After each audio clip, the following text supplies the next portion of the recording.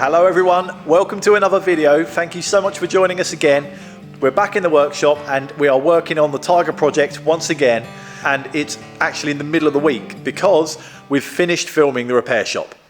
The series, I think it's series 9, is done. We've finished it. It was a mad dash towards the end. I had some big projects to get finished, but that means the end of a busy time. No more filming the repair shop for a while. There are lots more episodes coming that we've just been filming, so you won't know that there's a gap, but we won't be back filming until early next year. So I'm back in the workshop. I'm on my own. Both my helpers have left me. John's not here. Wendy's not here. I'm going to carry on plugging away on the Tiger project, doing all the fiddly little jobs. I need to make the bracket, the brace for the top tube, the brake pedal is not quite right, the rear mud guard. There's loads of bits and bobs to do. So I'm going to just spend a few days working through all those fiddly little jobs that I need to do, and I thought I'd take you along with me. This is always a really strange time when we finish filming, because I go from having no time at all and one day a week maybe here to try and make a video, to now I've got all the time in the world. Maybe I should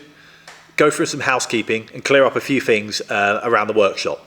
So many people comment saying, when are you going to do the Porsche? Have you given up? What's going on with it? No, we have not given up on it. I'm at the stage where you just sort of need to start it and then get stuck into it and have some good progress.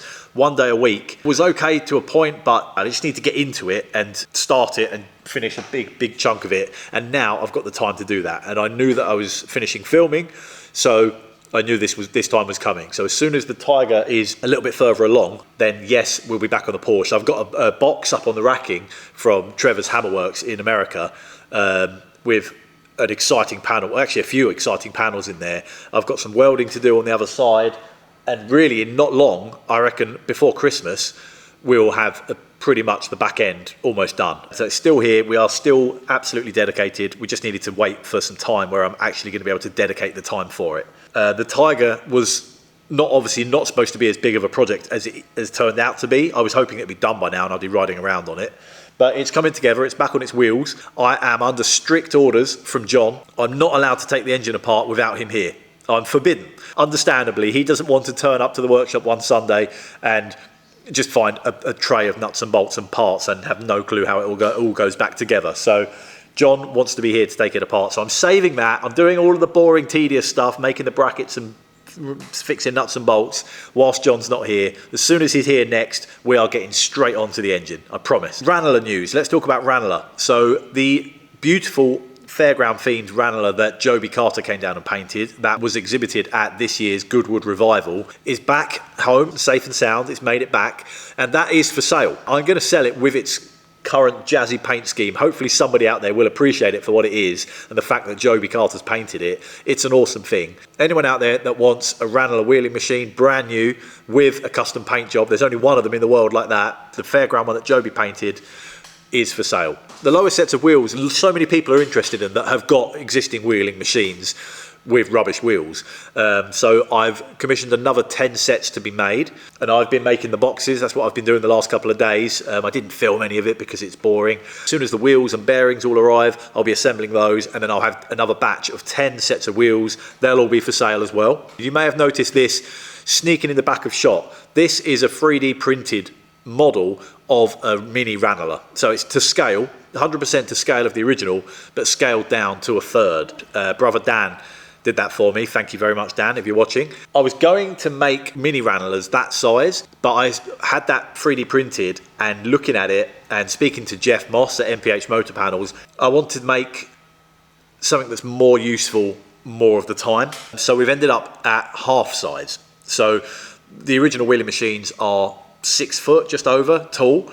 So we're scaling everything down by half, and we're calling it the half wheel. The patterns have been made by MJY Patterns. They're looking beautiful, and they're actually at the foundry now. Chris is working on actually the first test casting. I can't wait to get that back in the workshop here, making all the pieces, working out, developing all of the parts. We're doing it all again, but scaling everything down, and that is no doubt going to come up with all sorts of problems, but I'm looking forward to the challenge. I started the Ranelagh project to raise awareness and encourage people to get into wheeling, and people could not do that if you can't get hold of a decent wheeling machine. The full size replica continuation of the original Ranelagh wheeling machines are available. I've got one here for sale. I've got another bare casting that I'm going to start building up soon. Jeff Moss is still over the moon with his machine. He's using it daily and it's still performing perfectly. The lower wheels, the top wheel, it's all good. I wanted to move on to the sort of next chapter for Ranelagh, and so many people have been on a wheeling course, interested in learning, want to have a go, but either don't have the money to buy a big one or don't have the space. So I figured making a half wheel is a really good compromise. You can still have a piece of Ranelagh. It's still a Ranelagh. It's still going to perform as well as a full-size one, but it's just half the size. So they're going to stand just under a metre tall. I'll probably have to make some sort of bait, put them on a base of some sort. They'll be a bit too big to fit on a bench. Depends on the height of the bench. That is the plan. That's the goal. So more people out there can get them. I'd love to hear your thoughts. If you agree or disagree, I've heard both sides from various different people. Some people hate it, some people really like it. Let me know what you think. And the whole purpose of it is to encourage people to learn the craft and get into the craft. And I think this is a good way of being able to achieve that. There's a lot going on. But anyway, let's get on with the Tiger. Here is this beautiful tank again. Look at that. Now, a lot of you have commented about this. This frame has no support from there down to there. Well, it did rely on the tank previously. Now I've got the aluminium tank. We need a brace running from there. I didn't want to incorporate this into the tank because I wanted the nice lightweight aluminium tank, and I thought I can just make a bolt-on kind of brace that bolts between the 2 points. Now, if only it was that simple. The underside of the tank tab have left me the space here for the coils and plenty of room under there for that bar that we've been talking about. I say plenty, it's going to be tight. There's not loads of room, but that diagonal bar is going to run under there, and there'll be a little bracket on here that will bolt up to the actual same fixing holes. So I've gone rummaging around the workshop and got various different scrap bits of steel and tube and pipe and bar to try and work out the best way of doing this. I was going to use this flat part of the frame and make a kind of D-shaped collar that went around there, hinged at the bottom, clamped round, so I could just clamp it there, bolt it, and then run the tube up. I liked that idea, but I thought there was nothing actually stopping, nothing holding this in position. So if the frame did try and bend backwards, that would just slide back along the tube. We've gone away from that now. We're going to plan B, which is a bigger piece of tube. That the ID is pretty good to the OD of that. I'll cut that down. That's going to sit on top there, push down, and then I'm going to use this fixing hole. This is where the tank actually bolts on. I think I'm going to put another piece of tube over that, cut it to like the half, maybe 2/3, cap the ends, drill some holes, so I'll have that whole thing will be covered. That will give me a good fixing point here. Then I can bring some ears down to that to brace to this, and then my tube can weld to that up here, and then a similar sort of U-shape piece here that it can bolt to. Let's get chopping.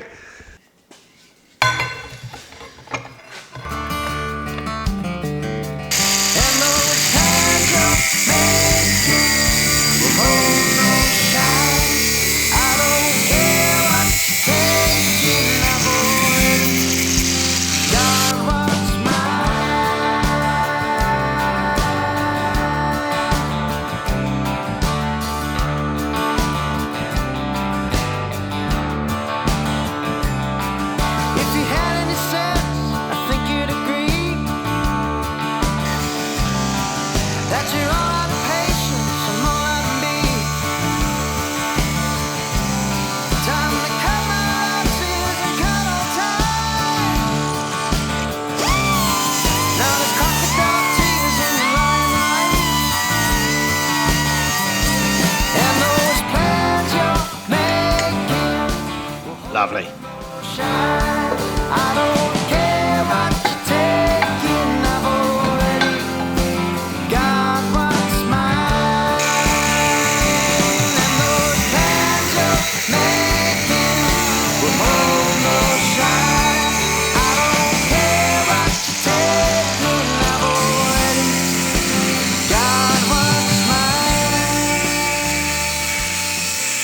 steel tube on the top, steel tube down there.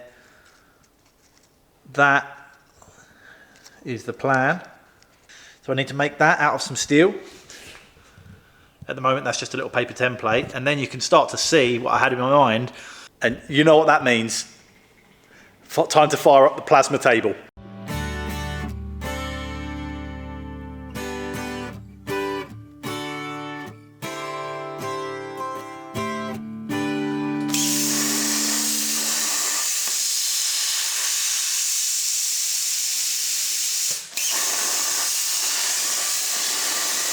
Boom, just like that. If you haven't seen my previous videos, it's an awesome piece of kit. Rob and the team at Extreme Plasma, awesome guys, honestly. And the best thing of all, if you are in the market for one of these plasma cutters, use the code DOM10 and you'll get a 10% discount from any of their machines on Extreme Plasma's website.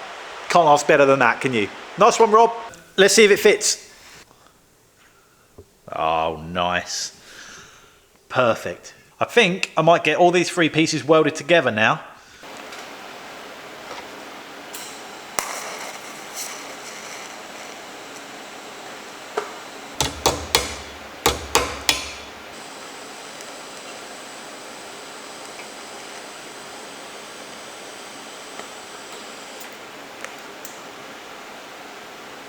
All right, shaky start. It looks okay.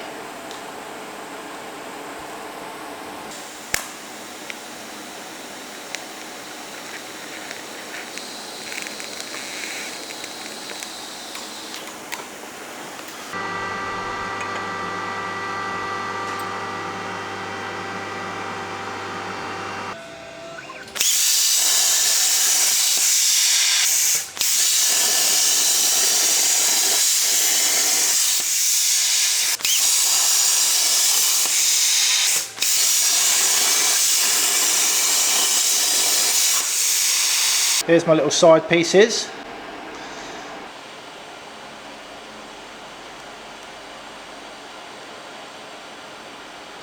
Well, that was an absolute raging success. Look at this, it looks so good. Once I've ground down the welds and cleaned it all up and painted it black, I don't think you'd even know that that was on there. And then my tube can weld onto there, go underneath here, pop out there. I'm so glad the guys from Tab 2 Classics left me this extra gap either side for my steel to fit in either side. I think that was such a raging success that I'm going to do the same thing on the front. Oh, I am an idiot. It's so late in the evening and I was just, I'll just stay for another hour. I'll just stay for another hour. I'll just keep going. I'll keep going. And I was rushing and I mean, everything was going so well. That back half of the bracket is looking awesome. The front one, I started with tube, it didn't work. Mark II is now on there. I'm not thrilled with it, but it's doing the job. It's fine, it will all be mostly hidden by the tank anyway. And I've cut the diagonal tube, the actual brace, I've cut it too short. Such an idiot.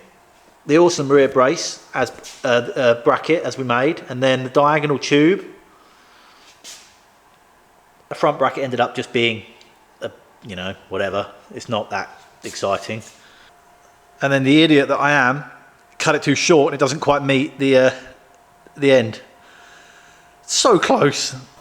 I need to cut a new piece of tube, but I have lost all enthusiasm now. That's it. It's so late. I'm so annoyed. I spent so long trimming, sneaking up on it, and I just one cut, way too much, bang. Hopefully that keeps a lot of you happy that have been letting me know that the tank was a structural member of the frame. The seat. I was going to use the original seat, but it looks horrendous. I can't. I'd love to use one of the little sort of single seats like you get on a Harley, but I think it would look a bit weird on this bike. I know there's a brand, Bates, that made sort of seats like this. I'm going to drop in a few photos that I've been gathering on my Instagram of seats that I really like. Unfortunately, they're all worn and knackered, and I think that's why I like them. I need a seat for this. Anyone out there either have an original Bates seat that would suit this little, so it's only a 350, so it's a small seat that I'm after, or know where I can get an awesome, decent looking seat for this bike. Anything you can help with, please leave a comment below, because I'm struggling and I think I need the seat to be able to decide what to do with the mudguard. It kind of all links together. Until next time, hopefully John will be back in the next episode as well. Fingers crossed. We've got a lot more to do. But I hope you've enjoyed watching this one. Sorry there's not tons of progress, but I'm on my own and I'm doing what I can. But thank you so much for watching. Any feedback, please leave us a comment. Nice one. We'll see you next week. Thank you.